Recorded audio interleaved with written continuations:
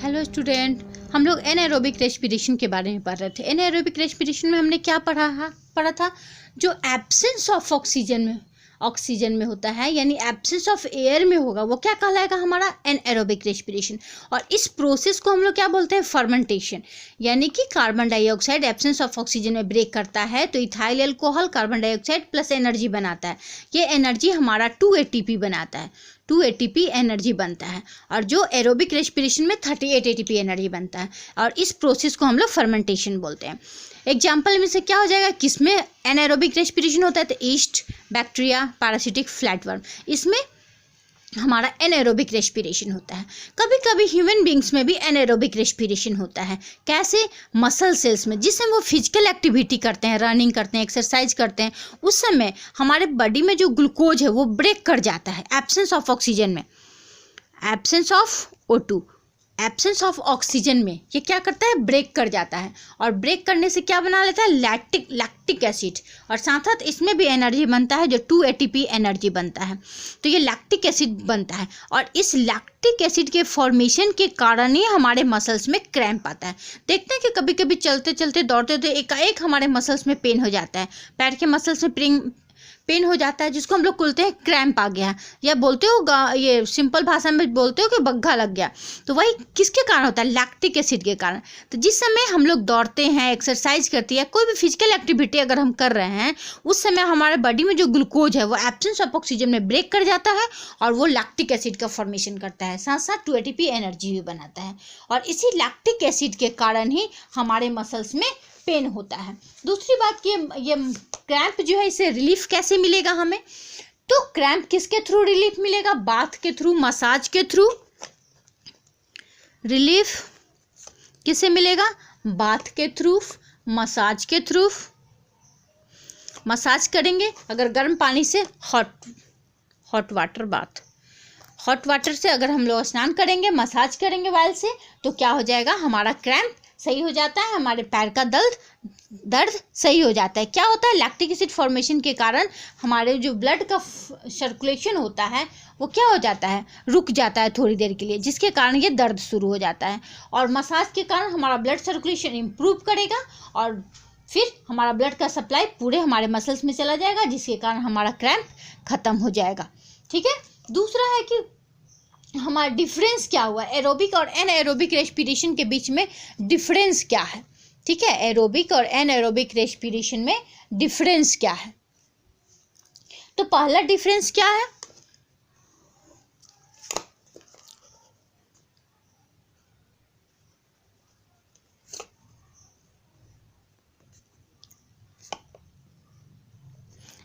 Aerobic respiration and anaerobic respiration. सबसे पहला आपका क्या हो जाएगा? सबसे फर्स्ट हमारा जो डिफरेंस है एरोबिक और एनाएरोबिक रेस्पिरेशन में, प्रेजेंस ऑफ ऑक्सीजन, और एनाएरोबिक में एब्सेंस ऑफ ऑक्सीजन। दूसरा क्या होता है? यहाँ पे ग्लूकोज अगर ब्रेक करता है, C6H12O6 ब्रेक करेगा तो क्या बनाता है एरोबिक रेस्पिरेशन में?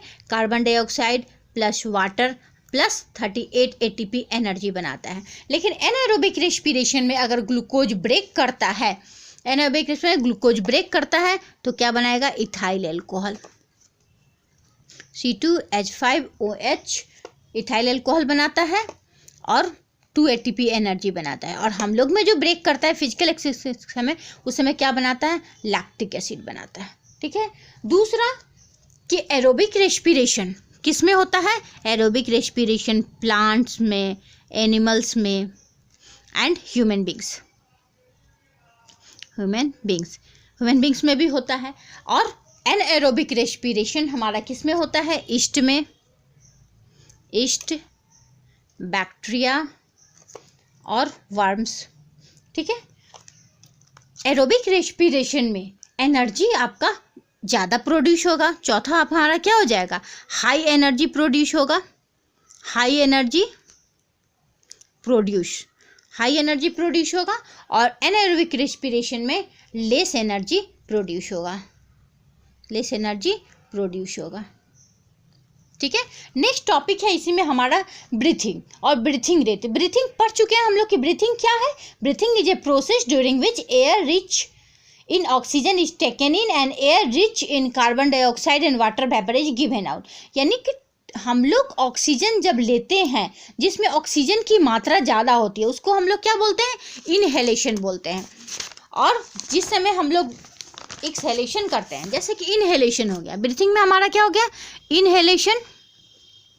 इनहेलेशन में क्या होगा, ऑक्सीजन हम लोग इनटेक करते हैं, ऑक्सीजन लेते हैं, इसमें ऑक्सीजन कितना रहता है, ऑक्सीजन 21% रहता है, साथ साथ कार्बन डाइऑक्साइड भी रहता है, कुछ हमारे इनर्ट गैसेज भी प्रेजेंट होते हैं और मल्टीपल गैसेज जो एटमॉस्फेयर में प्रेजेंट है वो सारे भी कुछ प्रेजेंट होते हैं। तो इनहेलेशन में लेते हैं जो हम लोग ऑक्सीजन, उसमें एयर जो लेते हैं उसमें हम लोग को हाई अमाउंट में ऑक्सीजन रहता है। और जो हम लोग एक्सहेलेशन के थ्रू छोड़ते हैं, एक्सहेलेशन में जो हम लोग छोड़ते हैं उसमें कार्बन डाइऑक्साइड की मात्रा हाई होती है। कार्बन डाइऑक्साइड हाई रहेगा और ऑक्सीजन क्या रहेगा, लो रहेगा, साथ साथ क्या रहेगा, वाटर वेपर रहेगा, लेस अमाउंट में वाटर वेपर रहता है, लेस अमाउंट में आपका वाटर वेपर आता है। तो ये क्या हो जाता है, ब्रीथिंग। तो ब्रीथिंग में हम लोग ऑक्सीजन रिच लेते हैं, एयर ऐसा एयर लेते हैं जिसमें ऑक्सीजन हाई अमाउंट में रहता है, उसको हम लोग इनहेलेशन बोलते हैं। तो inhalation of O2 is taking of O2 is called inhalation and giving out carbon dioxide is called exhalation.